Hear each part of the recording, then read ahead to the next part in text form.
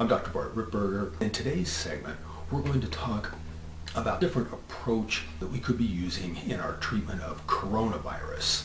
Well, you might say, who is this guy and why should we listen to him? I've been a private practice physician in Phoenix, Arizona for about 18 and a half years. I was a lower extremity specialist and my focus was on diabetic wound care and limb salvage. Of course, with diabetic wounds, you've got extensive experience in treating various pathogens and infective processes. Then 10 years ago, I began my medical data company, StarWriter Medical Data, and our focus is on providing clinical data that gives the greatest insight of any source that's available today. And we've really emerged as one of the premier clinical data sources for the entire country. So between almost 2 decades in private practice treating patients with infected processes and the last decade studying the data on various pathogens and infective processes, I'm well versed in treating patients with various pathogens and infective processes. This particular segment is geared towards physicians. It's a bit more technical, so if you're not a physician, you may want to stop this segment and go back to the website and select the other video on treatments for coronavirus because it's a bit more straightforward. Now, if you're a physician, you're in the right place. What we're going to do first of all, we're going to quickly work up 3 patients, and hopefully these 3 patients and this workup will lead us down a path to altered thinking process on how we can be treating coronavirus. Let's get started. Patient number 1, a 61-year-old male, 30-year history of non-insulin dependent diabetes, reasonably well controlled with glucophage 500 milligrams BID, random blood sugar typically running between 140 and 150, and their A1C is about 7.1, although their history is non-contributory. No other meds, allergies, only Voltaren, and the patient expressed that it gave them nausea and gave them some GI irritation. The patient complains of open wound to the outside of the left ankle. Began after a day of walking in high-top gym shoes at the amusement park. Wound's been present for about a week now, and it's increasing in size. Physical exam reveals open wound to the lateral aspect of the left lateral malleolus. Wound is 4 centimeters by 6 centimeters and about 7 millimeters deep. It does probe to bone, but does not appear to penetrate bone. Considerable hypergranulation tissue and some yellow stringy necrotic tissue are present to the center of the wound. Erythema extends about 1 centimeter about the periphery of the wound. Moderate edema, painful on palpation. Neurological sensation is intact. And the palpable pedal pulses. Capillary fill time 2 to 3 seconds to the digits bilateral. Mild erythematous streaks ascending to the posterior calf, palpable popliteal lymph nodes. Diagnosis, diabetic ulcer. So hopefully we're all on the same page so far. What are going to be best treatment for this diabetic ulceration? A, tell the patient this is most likely infected, pathogens are present and could become worse. There's a risk of spreading these pathogens in the wound to others. Recommend go home, isolate, rest, and elevate the limb, and RTO times 1 week for follow-up. Option B, obtain wound culture for culture and sensitivity. Begin patient on Augmentin 500 milligrams TID. Recommend rest and elevate the limb. RTO times 1 week. We'll adjust medication treatment pending the culture and sensitivity results, and we may need additional cultures or testing for antiviral, antifungal, or other pathogens. Option C, schedule the patient to the OR for deep debridement of the wound, deep wound cultures, and power lavage, and xanthoclaginase. Patient to RTO times 1 week for follow-up. Begin on antibiotics as indicated by the culture and sensitivity. And additional testing may need to be performed for virus, fungal, or other pathogens. Now, most of us would probably select answer C. Schedule the patient to the OR for deep debridement, deep wound culture, and power lavage. Local wound care, daily dressing changes, patient RTO times a week for follow-up, and antibiotics if appropriate. Hopefully, as physicians, we all agree that debridement of an infection and wound is solid medical and appropriate treatment. Patient number 2, a 51-year-old female with unremarkable history other than hormone replacement therapy, which she began about a year ago. She was experiencing weight gain, anxiety, and depression when she began menopause. Her endocrinologist began her on HRT. Patient relates has returned to normal weight, and both anxiety and depression are considerably improved. Patient is pleased with the HRT. Patient complains of a cut to the inside of her mouth, lower right side, began when she was eating and she bit down on a hard and sharp piece of plastic in her food, times 3 days ago. Patient relates plastic jabbed and cut the inside of her mouth, mild bleeding at the time, but didn't seem that deep. She washed her mouth out and gargled with peroxide at the time. On physical exam, patient presents with laceration inside her mouth to the right lateral mandible region, lateral aspect of number 31. Laceration is well localized, 1 centimeter in length, ½ centimeter in width. Deep probing reveals wound is through the gingiva, buccal mucosa, and the pulp. Molar appears intact, does not appear loose, does not appear to have any nerve root involvement. Considerable purulent drainage, but localized, not extending to other teeth or oral structures. Considerable erythema and edema, and very painful impalpation of the entire right lower jaw area. And there are mild, palpable anterior cervical lymph nodes. Diagnosis: oral abscess. Treatment options: tell patients is very likely infected and could become worse, susceptible to additional pathogens from others, and there's risk of spreading pathogen to others. Recommend wearing mask at all times. Recommend go home, rest, isolate. Recommend go home, isolate, rest, and RTO times 1 week for follow-up. Option B, obtain wound culture for culture and sensitivity. Begin patient on ampicillin and metronidazole IV outpatient therapy. Recommend rest and minimal activity. RTO times 1 week. Will adjust antibiotics, pending culture and sensitivity, and may need additional testing for virus, fungus, etc. Option C, schedule patient for IND of dental abscess, deep wound cultures, and power lavage. Begin ampicillin and metronidazole IV outpatient therapy. Local wound care, a peroxide flush BID. Adjust anti-infectives as necessary, pending the culture. Additional testing for virus or fungus may be needed. Patient RTO times 1 week for follow-up. Answer: most of us would select answer C. Schedule the patient for IND of the oral abscess, deep wound culture, and power lavage. Local wound care, patient RTO times 1 week for follow-up, and begin and just antibiotic or anti-infective therapy as appropriate. Hopefully, as physicians, we all agree that IND in the presence of infection and abscess is solid medical treatment and practice. Patient number 3, a 71-year-old male with history of hypertension, controlled with tenormin 50 milligrams QD, and has moderate obesity. Otherwise, medical history is negative. Medications, the tenormin as described, and no known drug allergies. Patient complains last 4 days of a dry cough, difficulty breathing, increased temperature and a fever, weakness, muscle aches, mild nausea, and diarrhea. Diagnosis: COVID-19, confirmed positive on testing. Most common treatments we hear about: A, tell the patient they're infectious and could be contagious to others, could become worse with exposure, and there's a risk of spreading this pathogen to others. Recommend go home, isolate, rest, social distancing, wear a mask, wash hands frequently, and RTO times 1 week for follow-up. A critical question: what are the 2 things we're trying to accomplish with the commonly accepted best treatments of debridement and an IND? First, removal of necrotic tissue. So necrotic tissue prevents wound healing. Second, and key, reduction of pathogen load. As we are physically removing material from a wound site, we're also offloading numbers of pathogens. As we all know as physicians, our immune system can keep up and combat an amazing number of different pathogens in low quantities. So by reducing the pathogen load, we're keeping patients below the MID. So the key is we want to maintain our patients below the MID, but not allow the number of pathogens for the patient to rise above the MID. How can we use this concept to stack the odds in our favor?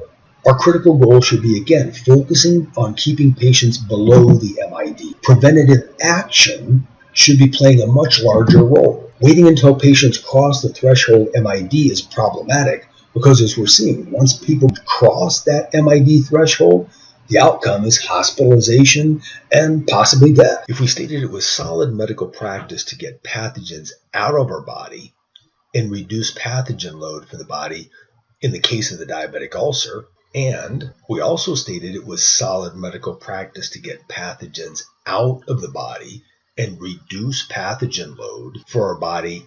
In the case of the abscess, why aren't we focusing on getting pathogens out of the body and reducing pathogen load with coronavirus?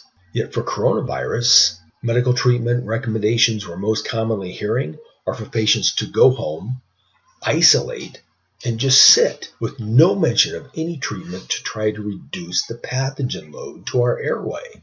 Effectively, by letting the virus remain in our airway, critically our oropharynx and lungs, we're allowing coronavirus to incubate in our airway and reproduce at will. Why? Why are we abandoning solid medical principles for the treatment of infection simply because this is a new strain of a virus that we've seen for many years? At a high level, there are two different options or categories we have when we treat any type of infective organism or any condition in healthcare. Number one is chemical, and these are our medicines and our drug therapies. And as we all know right now, for coronavirus, these are limited. There's few, if any, options currently. But option number two is mechanical or physical medicine. So when we're treating patients, we really have two categories: chemical or mechanical and physical medicine. Physical medicine and mechanical medicine include surgery and physical treatments, surgical procedures, instrumentation, implants, physical treatments, physical therapies, etc. This is the treatment option and category that we're not hearing anything about. We're only looking at chemical. And this is where we're missing a critical piece. Why? You may say, well, but we can't debride or IND our respiratory tract. And on the surface, you're correct. However, let's ask a couple of questions. Number one, can we access our airway? Well, yes. Number two, is our respiratory system under voluntary or involuntary nervous control? The answer, of course, it's actually mixed, but we can voluntarily control our breathing. So how could we use these facts to assist us to implement solid medical principles of reducing the pathogen load of coronavirus? What are some of the concepts we need to consider in preventative treatment of coronavirus? Number one, for the nasopharynx or nose, simple nasal flush. There's numerous products available that are OTC for this, and they're very effective. For our oropharynx, the simplest thing we all need to do is drink more fluids. It will help flush some of the superficial cells and viruses off the oropharynx. Number two, we need to consider methods to create more pressure to more effectively flush the oropharynx. The simplest way to achieve this is gargle. Two excellent products to consider for this. Number one, the recently approved povidone iodine gargle from Mundipharma. And number two, Coldzime mouth spray manufactured by Enzymatica AB. A recent study shows it may be effective in deactivating the SARS-CoV-2. If you cannot get any of these excellent products, even gargling with Listerine or Scope is better than nothing. Why? Because we're creating more forced pressure against that oropharynx and giving us a more effective flush. The third one's probably the most interesting, creating high pressure flush of the oropharynx. Now this would have to be performed by our dentists, but they can give you that high pressure flush. They have the devices currently in their office to do this. With the Mundipharma povidone iodine solution, they could literally be high pressure flushing the oropharynx and simultaneously suctioning out the povidone iodine solution at the same time, but done under appropriate supervision at our dentists, to be a very effective treatment. More testing needs to be performed to determine the duration and frequency to maximize the effect of these treatments. The next area we'll focus on are lungs.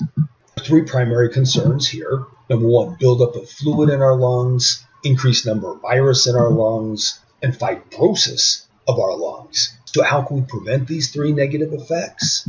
Simply move or exercise our lungs early.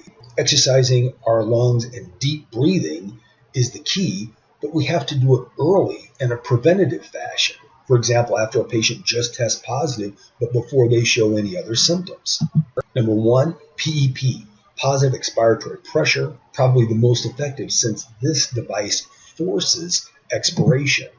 And number two, a possibility could be incentive spirometry. Well, incentive spirometry, the opposite, it forces inspiration. But if we take a deep breath in, we consequently have to take a deep breath out, which is still exercising our lungs. So this device, the incentive spirometry unit, might be a good alternative for exercising our lungs and that deep breathing as well.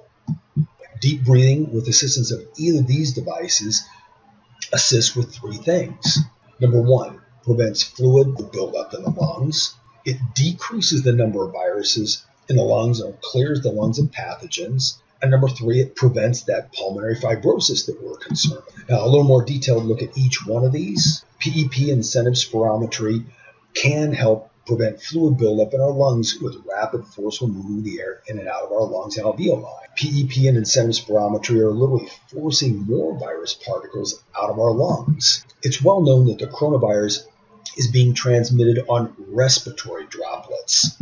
So instead of sitting around and letting the virus literally incubate and multiply in our lungs at will, we want to do just the opposite. We want forced deep breathing to blow more viral particles out of our lung. We're accentuating the same effects as a sneeze or a cough. Forcing viral particles and infected cells out of our lungs with deep breathing is yet another mechanism to keep patients below the MID.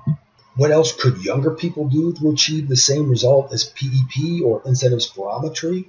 Exercise.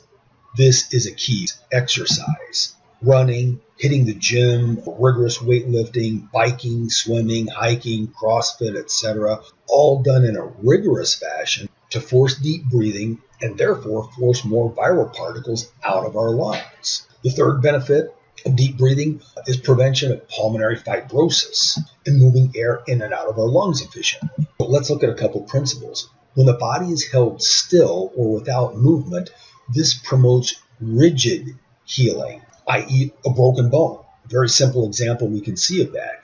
The immobilization and rigidity allows bone cells to heal across a fracture site. We may use a cast or even internal fixation to immobilize a bone fracture, and we're trying to hold things still so we can get rigid healing. Pulmonary fibrosis, or that rigidity in our lungs, is problematic. We want to do just the opposite. So instead of immobility, we want lots of movement. Forced deep breathing from exercise in people who can, or from PEP or incentive spirometry for people who cannot tolerate exercise. Now, the links below are YouTube videos that demonstrate PEP use, incentive spirometry use, and deep breathing during rigorous weight training and running to give you a better idea of what we're talking about. Can we remove viral particles and viral infected cells out of our lungs? Can we reduce the number of viral particles and infected cells below the MID? We're all aware that coronavirus is transmitted on respiratory droplets. An excellent study was done to capture respiratory droplets with a sneeze, singing, talking, and coughing. The respiratory droplets were captured on an agar plate. These droplets had bacteria that grew out on the agar plate, not coronavirus. So this is not a perfect test, but it's a very good sampling. The key is the test shows the respiratory droplets that we all agree are the transmission method of coronavirus. We see in the image below, talking barely rid the lungs of anything. Here we've got our agar plates here. We see the different testing results from a sneeze, singing, talking, or coughing. These represent are the number of respiratory droplets that were captured on the agar. So we see talking barely rid the lungs of anything, whereas coughing, which approximates deep breathing we get from exercise, PEP or IS, rids the lungs of considerably more material. We can see here the difference between these. Talking barely rids anything, as opposed to two coughs. Look at the increase in the number of respiratory droplets that were expelled. Preventative action with forced deep breathing, PEP, IS, exercise, and observing appropriate social distancing appear to be keys to keeping patients healthy. The key question that we're really looking at, do we want the increased viral particles that we see here outside of the body, or do we want those inside the body? As we see, talking is doing very little to expel any of those respiratory particles. So we conversely know that all of this is literally staying in the patient's lungs. With no deep breathing, with minimal activity, we can see all of this is literally staying in the patient's lungs. With coughing or exercise or deep breathing, those respiratory droplets are now outside of the lungs. So we want more outside of our lungs. We don't want this inside our lungs where it only incubates, grows, and makes our patients sick. Exercise is the key. In conclusion, we need to explore alternative treatments. What we're doing currently, not getting the American public the results we're looking for. So additional testing needs to be done. We need to test the distance respiratory droplets travel. Is 6 feet really adequate for social distancing? How many viral particles can we forcibly blow out with deep breathing exercises? A number of questions on masks. Number one, how much of respiratory droplets do they actually lock into that mask? And if social distancing works, why do we still need masks? If we're inside 6 feet, we certainly need the mask, but why do we need a mask if we're outside of 6 feet? Isn't this belt and suspenders? If a mask really captures everything, why do both parties need masks? Wouldn't one mask between two people provide adequate protection? If we're outside of 6 feet, remove the mask and clear the lungs of as much pathogen as possible.